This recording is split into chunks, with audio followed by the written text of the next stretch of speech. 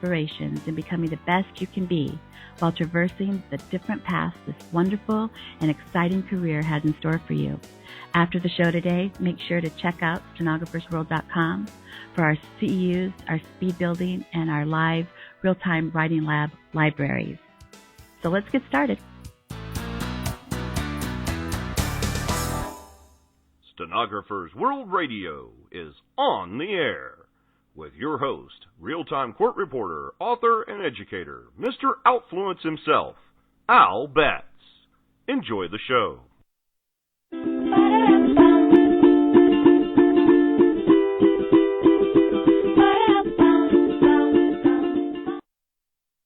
Good day, mates. In a few minutes, we are going to be speaking with the pride of Australia, Miss Jade King. If you don't already know, let me tell you why she has charged to the forefront of our profession with lightning speed. Jade does three things really well. First of all, she's really, really good. Secondly, she's a great storyteller. And number three, she has an outstanding social presence. Have you seen her blog? Back at the birth of computer-assisted transcription, guys like me were considered pioneers, and I guess we were. But I don't believe any of us envisioned the future the way Jade and others who share her technological prowess are living it today. Have you seen her blog entries on karting stadium events? Seeing her sitting in that little wooden box of a control room reminds me of the early days of space exploration when the astronauts were shot into space in a claustrophobic, anxiety-producing capsule. My goodness, we've come a long way in 40 years. But where are we going? I can't wait to hear the insights Jade will share with us today.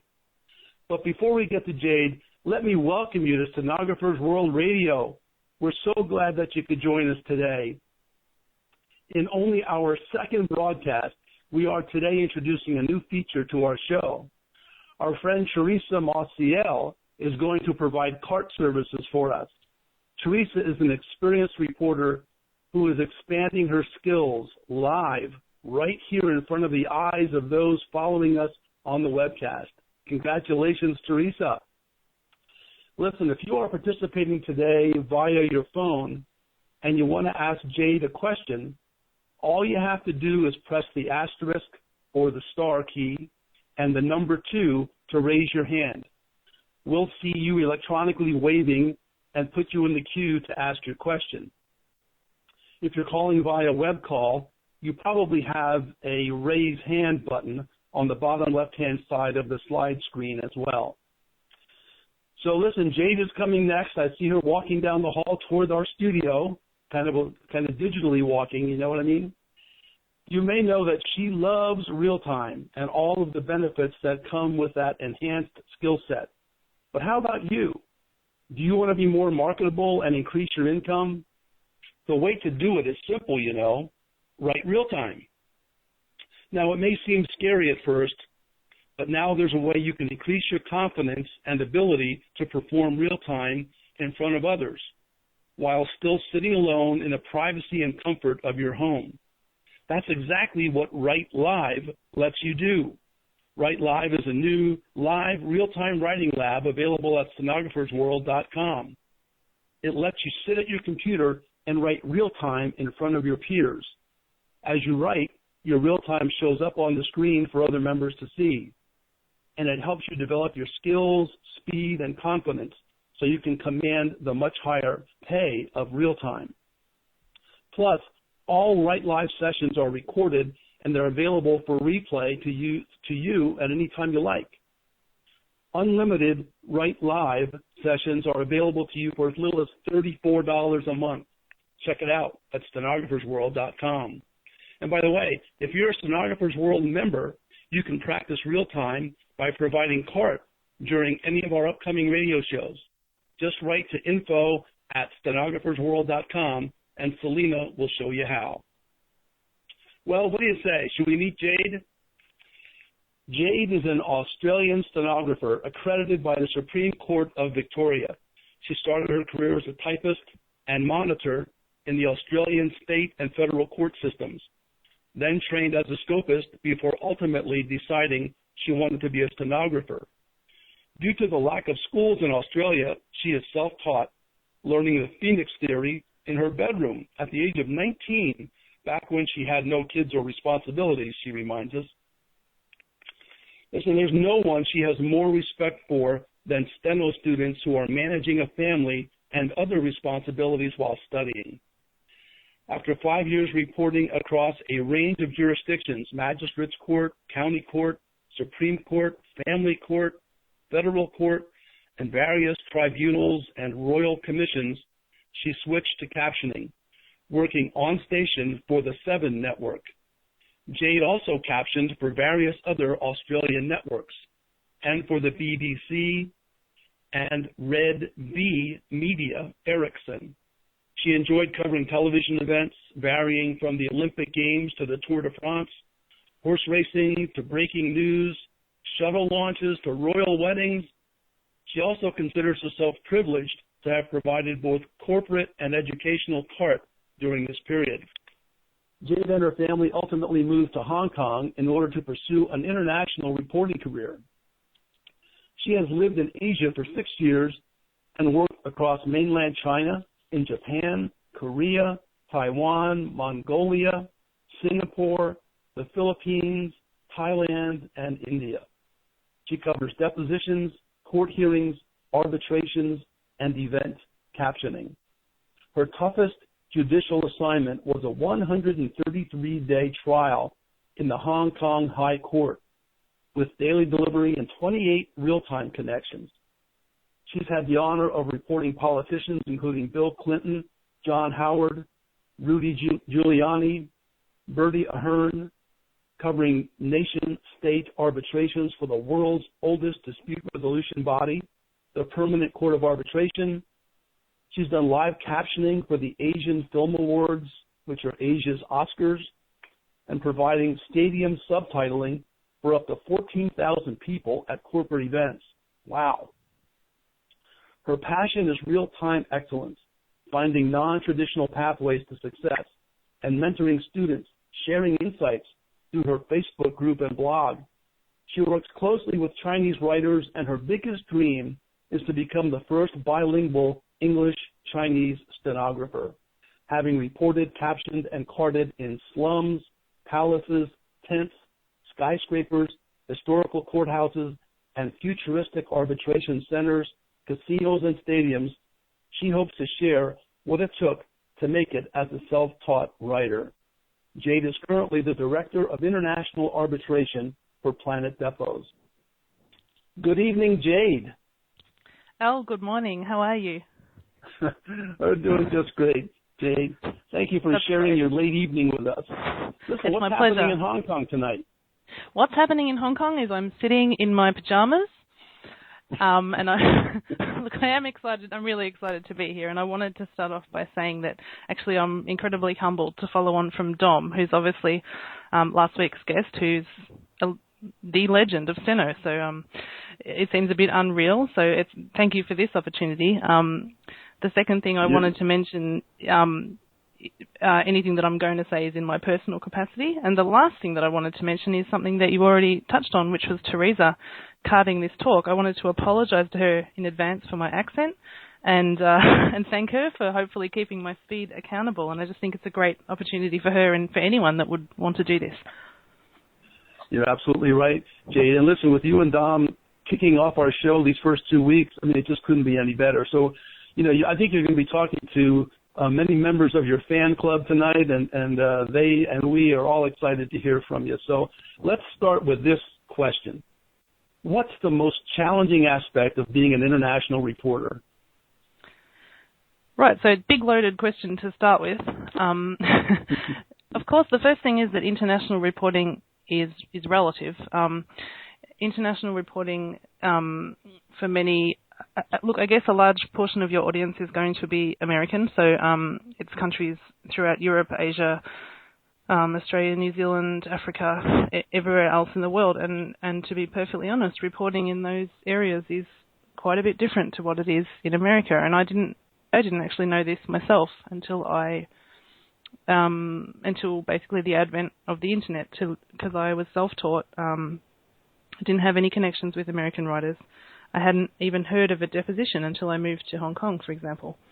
Incredible. So the first thing that I think is probably a big difference for our American listeners is to remember that a deposition is now you may have some stats on this. I don't. A deposition's only an American proceeding. So even depositions conducted overseas will be related to an American proceeding. They're conducted by American attorneys. They will be basically exactly the same to a deposition that you're used to in America. So completely foreign for me as an Australian and for us as international reporters. But actually not different to what American reporters would be used to doing in America. That's interesting. You just don't think about those things. You're bringing us into a whole new world here, Jay. This is pretty fascinating right off the bat. If there are reporters in our audience today who really are thinking about an international career and think about all the excitement that it sounds like it probably is, what would be the best advice you would offer to them? So I think the first thing to think about is, are you prepared to not do depositions, because it's just a very small percentage of the stenographic workload worldwide. On the judicial side, most of the work is court reporting or arbitrations, which are very similar to a court hearing actually, just probably a little bit bigger in scope. And then a lot of CART work, which in other countries is called different things, like in the UK it's called STT, speech to text. So the first thing to consider is whether you are prepared to branch away from depositions. And then I guess there's a lot of administrative things that you need to wonder about whether you want to actually relocate to a different country or just do what we call FIFO work, which means fly in, fly out, FIFO. And so you have to think about things like visas. Are you going to be approved by the government in the particular country? You have to demonstrate that you're doing a skill that a national of that country can't complete. It's not really a simple process. Okay. Yeah. This is the cultural side of this is of interest to me. Our audience is aware that there are cultural differences in the world.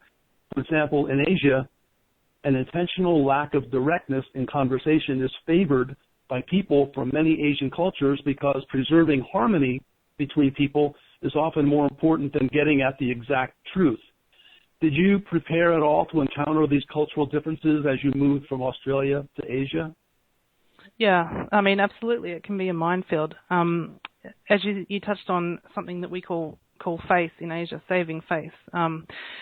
Basically, it's the most important concept above all else is that you mustn't lose face and you mustn't allow someone else to lose face. So that can sort of lead to endless email chains and this sort of forced politeness.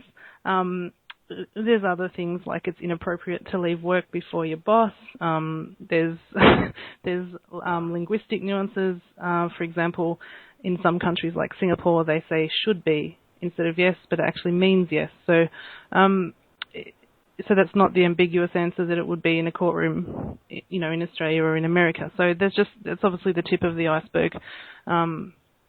But there's a lot of challenges like that. The biggest one, of course, would be the accents, especially moving to Asia or Africa.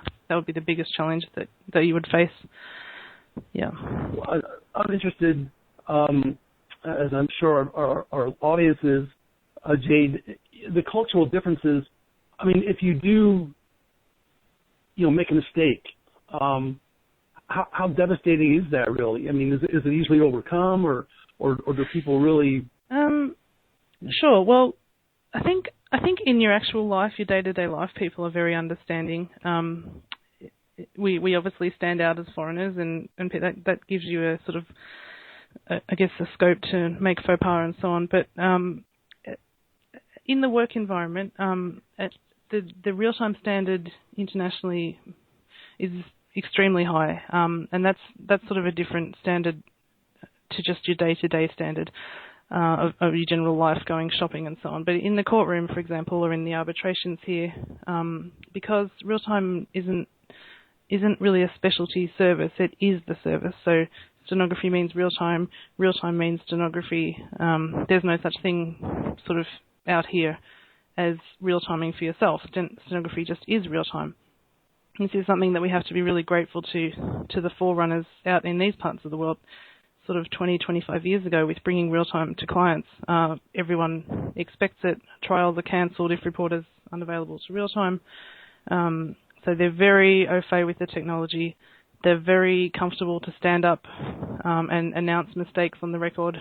So I think one of the big adjustments there as a reporter is you really have to sort of have that steel confidence, because I know initially, I was brought to tears a few times when I first started working, and someone would feel free to stand up and say, live notice, made a mistake. So that sort of thing does happen, yeah. Okay. I saw that you put in, I think either on Facebook or on your blog, that you would at some point be returning, or not returning, but doing more work in the States here, in the United States. And I was just wondering how much difficulty, if any, you find moving between, litigation work and your and the other work that you talked about, that you do, the corporate events and that sort of thing, in terms of writing all those things. Is there much of an adjustment that you've had to make, and how do you do it? Sure. There is, and I think that's another example of the difference. If I can just say where I'm from in Australia, there's very few stenographers left. I think there's around, I'm just going to make a gross estimate, but I'm going to say 500. Really small number, which is why I initially taught myself, because there was no schools left. There was one school left, but it was an 8-hour drive from my house, so not really much choice. So with that, the stenographers that are left have had to become really adaptable. So any work that, in this sort of area where stenography was the only option for real time, we had to sort of adapt to doing all the various kinds of work. Now, of course, there are other options that are gaining traction, whether we like it or not, with voice recognition, very fast typists and so on. But as stenographers, the way to get around that is to make sure that you can always rely on your writing rather than your software or your artificial intelligence. So for me personally, I don't use any conflicts. I don't use any phrasing. I use very few briefs. I don't rely at all on my artificial intelligence. I just don't think the stats are high enough. And so with that, I know if I'm going to swap to an event like one of these big stadium jobs where I don't have any control over what the display is going to look like, and it's not possible to use a conflict because of the software that the production team is using, for example, I don't have to panic because I already don't use conflicts. So what it comes down to is just pure steno. That's all I've always concentrated on. I know I can manipulate my writing to do anything, and it's extremely predictable how it's going to real time. Yeah, it's interesting. I totally agree with you on that, because that's kind of how I've always handled it myself. I don't use the artificial intelligence that we're building into the software these days. I just like to be creative on my own and with my own writing style, and as you say, just manipulate it for the need. And I think that's right. And you have to remember, you may not always use the same software. You may. I started off initially on Case Catalyst, then when I moved into captioning for TV, at that point the BBC had a proprietary software and we had to switch to that. That didn't have any intelligence capabilities. So it took a little while to cross-train to that. I now use Eclipse. So you may swap around throughout your career. If you don't have to worry about retraining all your artificial intelligence, then it will just be a much quicker switch, and you're more flexible to take on different assignments in different areas and so on. Absolutely. I was looking last night at the Phoenix theory, because I wasn't really too familiar with it. Can you talk a little bit just briefly about how you made the decision to select Phoenix as your theory, and what the advantage is? Okay, I would love to. Well, there's no particular reason why I chose it. I was working as a typist in a court reporting firm, and there was a copy in the office. I discovered I could buy my own copy online. I did, and that's basically the only reason I sort of just fell into it. However, I'm probably the biggest proponent of Phoenix. It's somewhat of an unpopular theory at the moment because it has a reputation for being stroke intensive. But I really believe that it's absolutely the most reliable real-time theory. That's in my opinion, and over the years, I've cross-trained a lot of writers that wanted to become captioners. I've worked and scoped for many, many writers using different theories, and for me, for the people that can nail Phoenix, it's just incredibly reliable because, as we all know, with real-time, at the moment, there's this sort of thing that speed is everything. We have to get the fastest we can out of school, and we have to be the fastest. But in real life, on the job, actually, real-time excellence is actually about being comfortable. It's not about being fast, just being fast. It's a combination of speed, accuracy, general knowledge, anticipating who's going to speak, being able to retain two speakers at once. And how Phoenix gives me the advantage to do all that is because it's 100% reliable. Everything trans. It's got a huge dictionary that it comes with. It never has a word boundary issue. So even though I come back for all my word endings, and it's quite stroke intensive in that sense, I never have to actually use my brain on my steno. So I can think about all the other things that you require. So that's why I can't say enough about Phoenix. I think it's fantastic theory. Terrific. Well, you explained it very well. Thank you. Jade, we're going to pause for just a word here from a sponsor of ours and give you a chance to get a sip of water if you'd like. This sponsor happens to be Outfluence LLC, which is my company, one of my companies, where we train people how to finish what they start. We call it persistence and completion. We've also developed programs on this topic for high school students. And Selena, the founder of Stenographer's World, is going to play a short little message from Outfluence. Thank you, Selena. Did you know robots are invading the workspace? Protect your future by building your ability to persist and compete. In other words, learn how to finish what you start. Put Outfluence in your future. Call 410-365-0742 today. That's Outfluence, 410-365-0742. All right, everybody. Thanks for listening to that little message. Jade, I think after that little break, hopefully you are well rested, and we can have you talk a little bit about that 133-day trial in Hong Kong that you call your toughest judicial assignment. And let me mention to our audience, before you start, Jade, that now would be a good time to raise your hand if you have a question for Jade, because after this response, we're going to invite you to speak directly with her. So, Jade, what made the trial so tough, and what did you learn from it? Well, look, it's just exhausting just thinking about it. Well, of course, I work with a brilliant scopist, and that's one great thing about international reporting. In arbitrations and in court hearings, the final transcript, the completed transcript, is due out within 3 hours of the final adjournment. So we do work in court with a scopist sitting next to us, which is an incredible bonus. So for that 133 days, it wasn't intended to be so long. We had a couple of hiccups at the start. We had to re-impanel a jury. So we had two voir dire sessions with a panel of 200 jurors. That was an extremely big challenge for me because, I can speak Chinese, but I can't read it, and the list that we were provided had all the Chinese names. Wow. So a big challenge there right off the bat. There's a lot of media attention on the case. The case was a corruption trial, and one of the defendants was the Chief Secretary of Hong Kong, which is, I guess, the closest you would have is the Vice President. In America, he's the second in the government.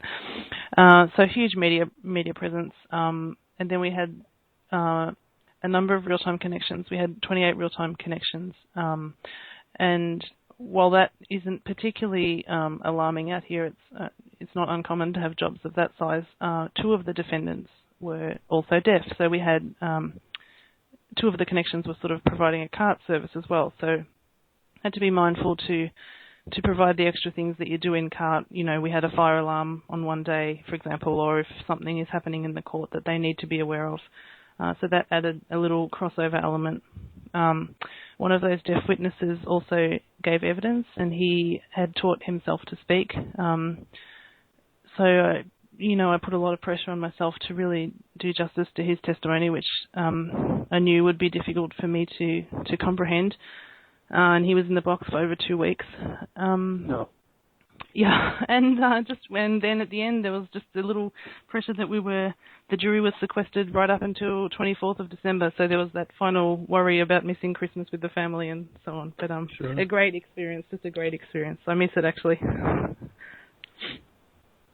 Yeah, those major trials, they're challenging, but they're so exciting. I've been fortunate to do a couple myself, and those are definite career highlights. Absolutely. Yeah. While Selena kind of cues up the questioners for us, let me ask you, how is your Cantonese coming? My Cantonese is pretty good, thank you. Look, it's not too bad at all. We'll get gone to wormhole. When do you foresee the day where you'll be able to hear the Cantonese coming in and see the English coming out? On the machine.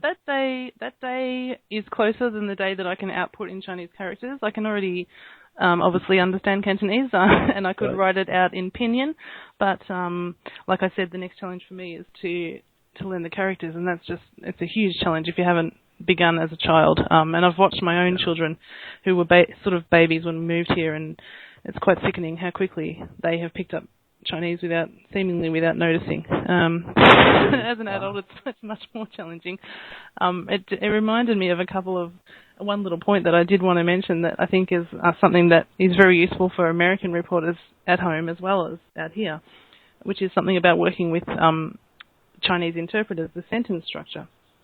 If I can just quickly say it, the sentence structure is completely different to ours, as you're probably aware. So we may ask a question, would you like a drink of water? Whereas in Chinese, the question would be drink water, not drink water. And they don't have a yes or a no. So the answer to the question is drink water or not drink water. So what that means is if someone's asking you a question, if we would say in English, do you remember on 9th of December 2005 you drank a glass of water in the hospital? The interpreter will say in Chinese, Lei yi ling ling sub yi gao ho hei Yiyun yum yum soy. Sorry, Teresa, don't write that. Which basically means, in English, it would be you, 9 December 2005, in the hospital, did or didn't drink a glass of water. And then the answer would come back in Chinese. Me, 9 December 2005, in hospital, didn't drink a glass of water. And then the interpreter will say, no. So I've seen that quite a few times with visiting reporters. They say, well, the interpreter didn't interpret the whole answer, whereas actually there's just no yes or no in Chinese and in many Asian languages. So that's one thing to bear in mind if you're working with an Asian interpreter. They're probably not incompetent. It's just that it's a very foreign. You may get a whole bunch of sentences and then a one-word response, and it's completely accurate. They just have a little more work to do than the usual interpreter. Right? Yeah, imagine a language without yes or no. Imagine that. Anyway. Oh my God, it's incredible. Let's ask Selena. Selena, do you have any questions at this point from anyone? Hi, Al. This is an excellent radio show. I love it. I do want to make a reminder, though, the people who are listening through the webcast, there is a question box if you don't want to speak, if you can't speak through the computer. There's a question box underneath Al's picture. They'll say submit your question for the event here. And just go ahead and write that question in. I do have a question. You said that it took a while for everyone there at Rights Real Time internationally. So did it take 25 years? Is that what you said? I mean, because in America it seems like it's taken a long time to catch on. Yeah, so I started my career probably in, I guess I finished my study, inverted commas, in about 2001 or 2, and at that time, certainly in Australia, which was the only market I had experience of at that time, fully entrenched. Every trial that was possible to be covered by a stenographer doing real time, that's how it was covered. And of course, because there wasn't enough stenographers to cover all the trials, any other cases were covered by what we call a monitor, which is, I guess, what you guys are now calling digital reporting. It's someone sitting in the courtroom recording the audio, but it sort of didn't have the negative connotation that it has now, and it's actually where I started my career as a monitor. You were very diligent about moving the microphones, noting who spoke when, picking up the spellings, and then all throughout the day, at that time it was recorded on tapes. Those tapes would be being sent back to teams of very fast typists who had years of experience. And just the same as a stenographer, they could get a completed transcript to the client by lunchtime and by end of day, which was the Australian standard, and the European standard and the UK standard at that time. So, and to this day. So that's why it's really important to remember that the only difference between us and the other methods really is real time. It's not something that maybe one day it could be that people could type fast enough to replace us, or audio could. I've seen it was happening 20 years ago in Australia. So that's one thing to just bear in mind. If we're not real timing, then it can't be surprising when we get replaced. Great point. Jade, in addition to the people that are listening to us right now, over the course of the next number of months and maybe even beyond that, there are going to be others who are going to listen to this. And I wonder if you would just share a little bit, however you want to do it, your kind of tips and hints and tricks and whatever about real time that you think listeners to this show really need to know and would like to know, but maybe don't even know how to ask the right question. All right, that's a really good question.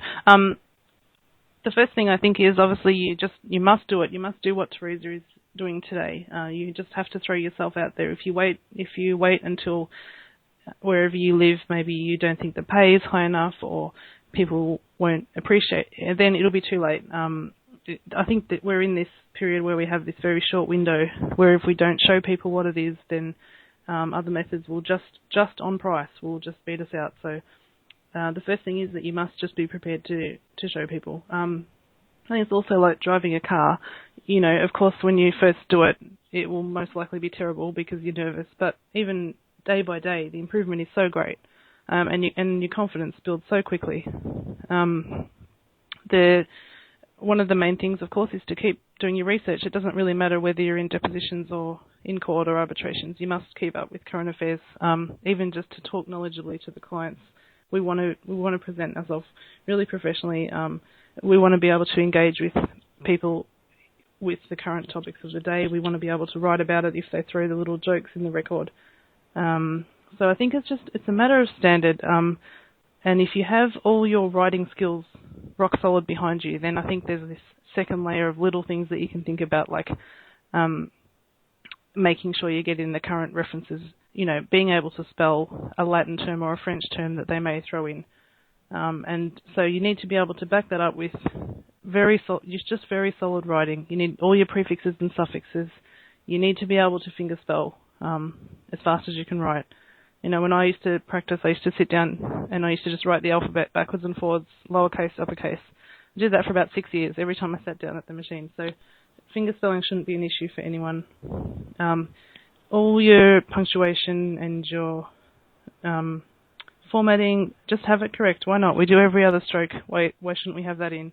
And I think it's a matter of not letting our own standards erode, because if you decide, well, I won't put in quotes, then where do you draw the line? One day I won't put in full stops or periods or so I think it's keeping ourselves accountable and imagining that every client is going to be as demanding as the clients that I guess generally are overseas, international. So yeah, that was a huge chunk of advice. That was too much. I have a much more condensed document that actually outlines this online. So if anyone's interested, I can share that later on with Selena, and she can share it around. Thanks, Jay. No, those were great points that you make, and I think that's going to be helpful, no matter when a reporter enters their real-time career. Those are issues that have to be considered and dealt with. So you're right on there. I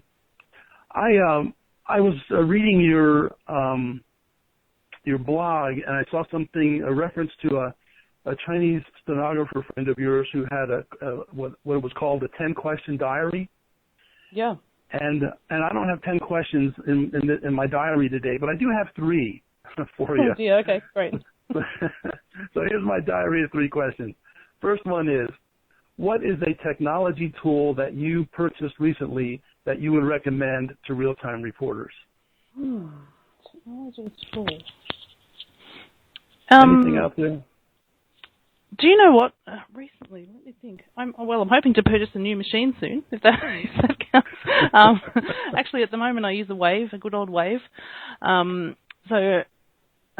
Technology tool. Look, I would just say make sure if you just be prepared to real time in any circumstance. So, have cables that you think you may never need, like a VGA cable, a HDMI cable, any sort of adapter or converter. So if you have the chance, maybe you may turn up to a job or even a conference or something, and they'll say, look, can you show us what you can do on this projector? You can say, you know what, I do have my VGA cable here. I can. So Cool. It doesn't hurt to be prepared with all those things. I remember years ago, and I must say I have not done international reporting, but I used to hear all the time that there were nightmares in terms of the electrical issues and things. Is that still as bad as it used to be, or I assume by now they've... No, I do hear those horror stories too, actually, from reporters coming in from the States that haven't checked the voltages and blowing up their machines and so on. So right. you must check that, and you must. I had something on the tip of my tongue then about. Another thing. Yeah, sorry, the radio frequency. You need to, if you're using something like there's certain applications like text on top, for example, for displaying captions. You must realize that we're in a different radio frequency, for example, in Asia, so you won't be able to use that here. So things like that. Whichever applications you're using, you need to check the frequencies and so on. Okay. Another issue that is just unfortunately so prevalent today, traveling internationally, traveling anywhere at this point, is just the issue of security. I mean, is that a concern that you have to really deal with consciously on a regular basis, or? Sure, it is. Yeah, one thing, just from an administrative point of view, with travelling, I would definitely recommend that you never try and bring your tripod into the plane. That always seems to cause the most drama. That's caused problems in a lot of airports for me. So definitely check. Worst comes to worst, you're going to have to write on the table if they lose your bag, but that's okay. You still can do that. Sure. But security-wise, definitely, don't have this attitude that you can travel to other countries and just pretend you're there for a holiday or a meeting. Definitely get the right visas. I've been held up in various countries with visa issues before. I would recommend that you always write stenographer on your incoming visa card to any country rather than court reporter. It just immediately makes the customs control think of you as a journalist, and journalists right. just aren't welcome in many countries. So make sure you have the right visa and don't point yourself out as a reporter, and try not to travel with a whole bunch of audio equipment if possible. It never looks good. Good point. Okay. My second of my 3 questions, Jade, is there has been increasing discussion regarding the per-page payment model for reporters. Some believe a per-hour fee would be better. Do you have any thoughts on this topic? I do, because that's specifically a deposition sort of page structure. I believe it mainly pertains to depositions. It is. So you'll find elsewhere in the world, most writers are either on a salary or on a day rate. A day rate. Yeah, a sort of a per diem, then with bonuses for the real-time connections and so on and so on. And the scopist will usually be provided for you by the company too. So in a way, it makes for a better work-life balance. I don't think I've scoped a page for 9 years. We don't have to. It sort of can turn it more. It's a lot more pressure as a real-time job, but it's more of a 9-to-5 job in a way. I don't take anything home when I'm finished. Right. Sure. Do you feel comfortable, Jay, just talking a little bit about income levels for, if you know this, between a real-time writer who's on an international scale versus somebody who may just work in the States, for example? Are they similar? Again, I wouldn't be talking knowledgeably because I haven't worked in the States and I can only go on what I read about online. I think definitely in certain areas internationally, the wages a lot higher than what I understand it to be in the States, and a lot of it is the market. There's less riders out here, so that's just a market circumstance. And of course, all the work is real time, and we always basically all countries tend to be understaffed with stenographers. So yeah, the wages necessarily is higher. There's just less competition and more demand for the service, and then that again is thanks to those writers that have made it indispensable to the clients. It's like they've forgotten how to take a note. It's Absolutely. fantastic. Yeah, absolutely. Real time, obviously. I mean, there's just no doubt about that. That's the way to go. You want to preserve your future, and you want to make an excellent living. That's what you got to do. So no question about it. My third question. This is a little bit of a funny question, I think, and it's not a serious question necessarily, but I'm curious as to what you think about it. There's an Australian technology company called Humai, Humai. And they promise that within 30 years to be able to transfer a person's consciousness to an artificial body. And then using artificial intelligence and bionics and nanotechnology, all of your knowledge will be transferred to the new Jade, for example, or the new Al, or the new Selena. Oh, it's terrifying. Are you buying into that? Look, yes, I am. I am. I think students would be mad to not learn as much as they can about technology these days. I know online often people are like, well, everyone's been saying since 1970 that we'd be replaced. But look, you can't compare the way technology moves now to the way it did then. I was just watching online a video about some robots the other day where, I think robots are amazing enough, just a robot doing a very simple task, but these are robots that they're teaching to disobey commands. So basically assess situations and make decisions that go against what they've been programmed to do, which is really terrifying. But that just goes to show you if we can have robots that can have free thought, it's not going to be too difficult to ultimately, imagine that in a certain amount of years, if we're not real timing, we're obviously going to be replaced. So, yeah, I think you do have to keep your eyes open to that stuff, and I do unfortunately think it will happen. Just hopefully, maybe not for a few more decades, a couple of decades or a decade. Well, it's interesting. It's hard to understand why people would develop a robot that has the ability to basically say no and say, no, I'm going to do something other than what you trained me to do. Amazing, yeah. I think they're trying to make them more empathetic, but it's a terrifying concept to me. And there you go, and they're doing it now. We're just doing ourselves in here, it sounds like. But anyway, that's neither here nor there for today. But Dana, I'm interested, and maybe some others are who are not familiar with Hong Kong and Asia in general. Can you talk a little bit about your personal experiences living in another country, and kind of the highs and the lows and the surprises and the blessings and kind of the day in the life of Jade, if you will. Yeah, I'd love What's to. That like?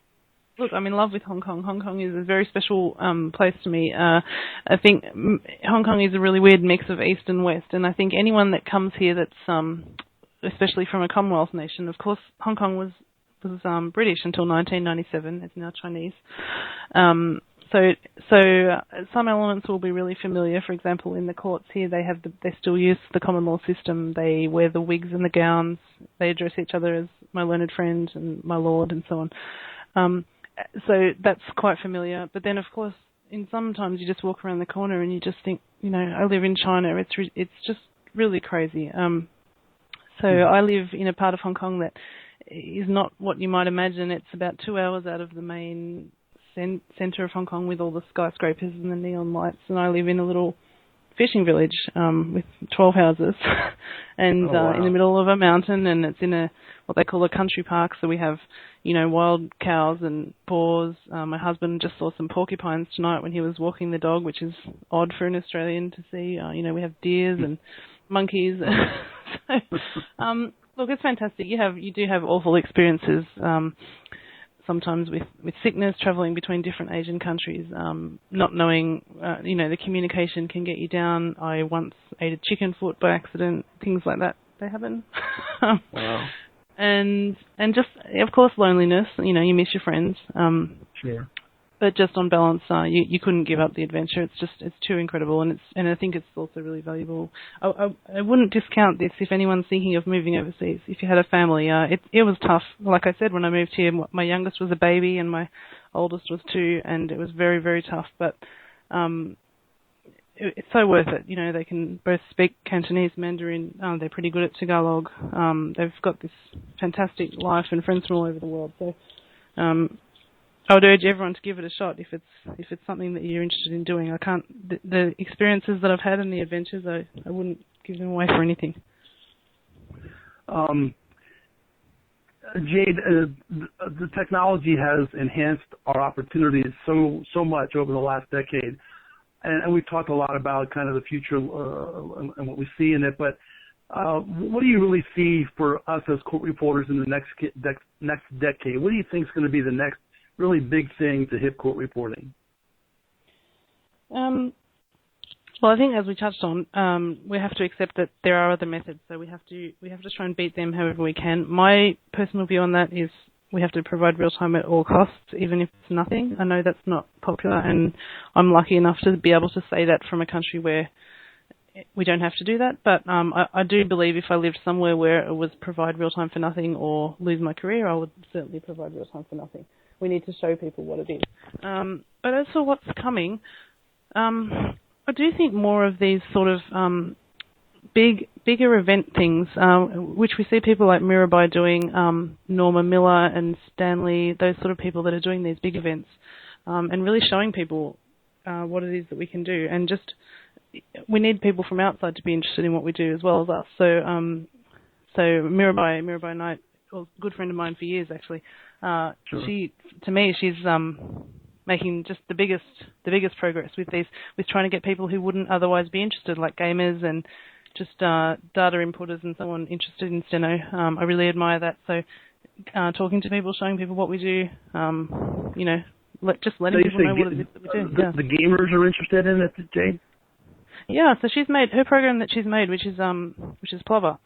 Well, it's her brainchild. She didn't, of course, do all the programming. It's an open source program, and it's allowing people to steno using a regular keyboard. So it sort of maps the steno keyboard over the top of a QWERTY keyboard, and it eliminates a whole lot of costs at the start. So you can basically have a good crack at it and see if you're interested, and if you have any aptitude before you go further. And so she's got little games where you sort of shoot down the word and so on. Opening it up to just a new market of people that spend their life on keyboards, but of course would never have considered steno. So there's all these sort of outside the box ideas like that I think we all have to really get behind. Yeah, I think the one thing of the many things that you said, I think one of the critical things really is, like any other industry, you have to market yourself. You have to let people know what you can do and what's possible. Otherwise, they don't know. You have to. And some of the stuff that is online fighting amongst stenos, it's not the way to go. Obviously, you need to what you want is your judge or your county administrator or whoever it is when they go into their budget meeting. You want them to know what real time is. You don't want them to just have 2 prices on a page and then have nothing to say why steno perhaps costs more or why it saves money. Actually, in terms of rendering judgments quicker and so on. So you've got to give people the education. Yeah. Absolutely. Well, you're doing a great job on your blog. I mean, I had the chance to spend some time on it, and I was just amazed. I mean, I'm an old timer now. I was involved in this, 40 years ago when we started, and basically just got to real time, and that's we'll do that, and that's where it ends for me. I don't have the computer skills that a lot of the young reporters have these days, and it's just phenomenal what you all are doing.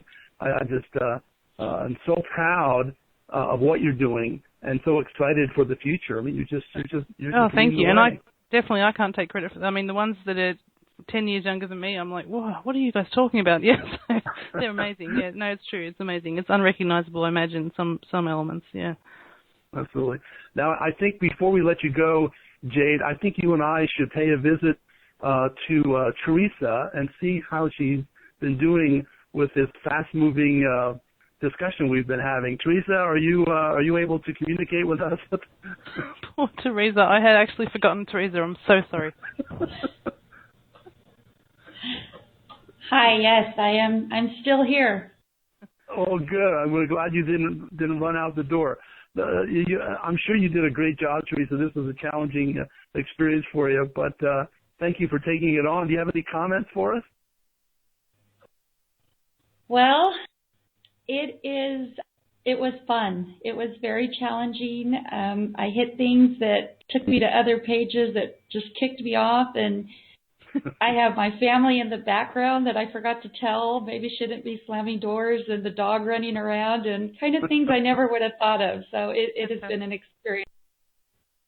Hey, and no transcript required. I appreciate it. Thank God.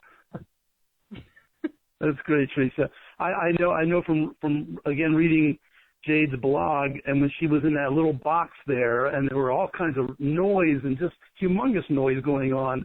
So you kind of had a feel, Teresa, for what she was going through, I think, about it, Jade. Oh, absolutely. I think that's one of the things about this event captioning. You have to cede control. You've got no control over anything. And and some of these events I've actually worn earplugs under my headphones. It's just it's so insanely loud. It's good fun. Actually, I enjoy it. It's like a night out. Yeah, that's right, really. Well, Jade, listen, we want to thank you. Well, first of all, before I close that out, Selena, are there any other questions that you're aware of?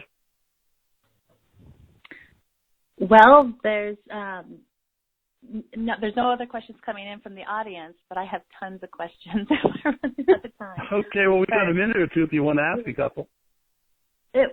I'm just floored by how excellent, awesome the information that's coming through on the show. I want to just post it all over Facebook and all social media and let everyone hear, because I think everyone needs to hear what's been talked about today.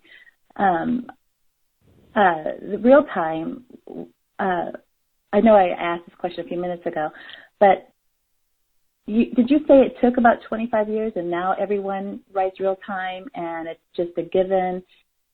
No, I think it's been a given since for about 25 years. It's been a given in all these countries outside. I don't know.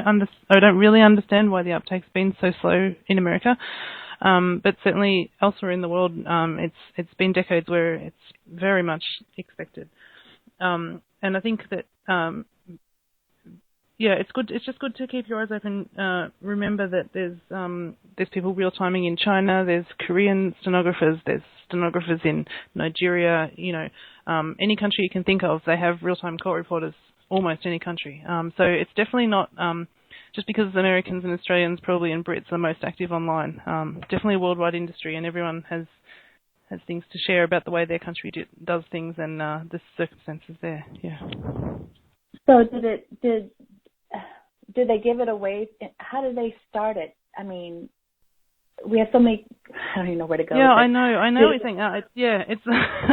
Look, it's I don't know because I wasn't there. All I know is that when I started, for example, this idea, this one thing that I thought was quite funny, is this idea of real timing for yourself. It's just, I'm like, when I first heard that, I'm like, what does it mean, real timing for yourself? And they're like, well, you have a computer in front of you and you can see a steno. And I was sort of like, well, of course. Why would what? I don't understand. So that's, I think that's one thing. It's always in my mind. Steno is real time is steno, and that's sort of the mindset. If you are finishing school or finishing teaching yourself in Australia or in the UK or in Europe elsewhere, when you finish, you better be able to real time or be able to real time shortly thereafter, or you're just not going to be able to compete for a job. So so it's just something. It's just a different standard, and I think that's obviously helped keep it at the forefront of clients' expectations. So going back to one more question, when you were talking about in the arbitrations in the bigger places, do you just real time directly to the attorneys, or do you have a big screen too that everyone can watch as well? When you it really depends on the job. So usually in court and arbitrations, it's just the standard real time that is done in depositions. It's just usually bigger. So sort of the norm out here, 10, 15, 20.